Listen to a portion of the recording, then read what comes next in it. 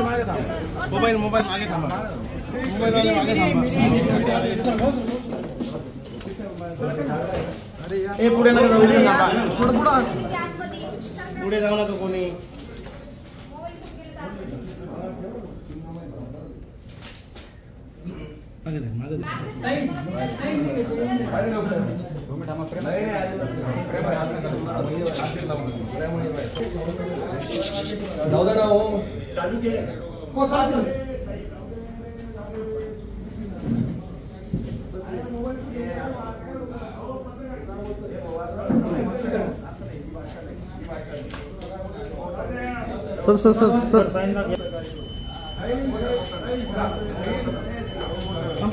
नियम सर्वांना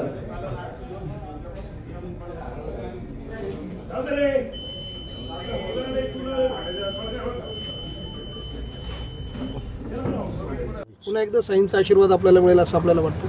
100% साईबाबांचा आशीर्वाद आणि ह्या जनता आणि महायुतीचे सर्व कार्यकर्ते नेते सर्वांनी मनापासून काम केलेलं, त्यामुळे तिसरी वेळेस देशाचे पंतप्रधान नरेंद्र मोदी साहेब ज्यावेळेस लोकसभेमध्ये बहुमत मागतील त्यावेळेस शिर्डीचा खासदार म्हणून जनता मला शिर्डीचं नेतृत्व करण्यासाठी पाठवायला सज्ज आहे।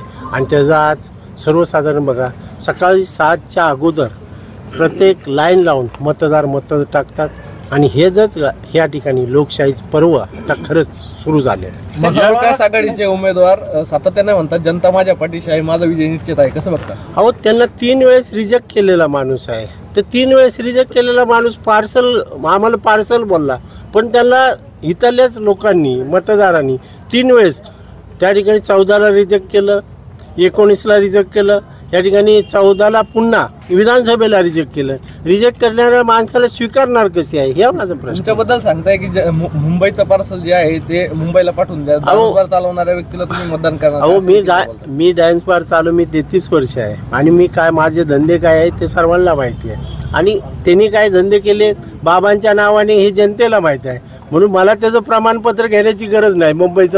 मुंबईचं पार्सल 2 वेळेस शिर्डीच्या जनतेने स्वीकारलेलं आहे, त्यामुळे त्याचं पार्सल 3 वेळेस रिजेक्ट केलं, त्याचं सांगावं ना। आमचं पार्सल काय, आमचं मान स्वीकारलं आणि ह्या मतदारसंघात मी आता मतदान केलेलं आहे, पार्सल कुणाचं आहे त्यांनी ते सांगावं।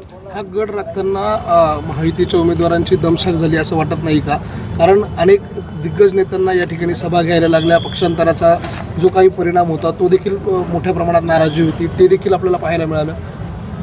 ह्या ठिकाणी खरं म्हणायला गेले ह्या शिर्डीच्या जनता आणि कार्यकर्ते फार सुज्ञ आहे आणि मला असं वाटतं ह्या मतदारसंघामध्ये राजकारण न करता पुढे काय होईल ते माहीत नाही, परंतु ह्या शेतकऱ्याला पाणी मिळालं पाहिजे म्हणून मी 2014ला खासदार झाल्यानंतर 45 वर्षे रखडलेल्या कामाला गती दिली आणि हे गती देत असताना जो 2005चा काळा कायदा झाला त्यातून ह्या मतदारसंघाची सुटका करायची असेल तर ह्या ठिकाणी कामाच्या रूपाने मला 15 वर्ष आमदार असताना मला जो मान मिळाला नाही ते शिर्डीचा खासदार म्हणून मिळाला।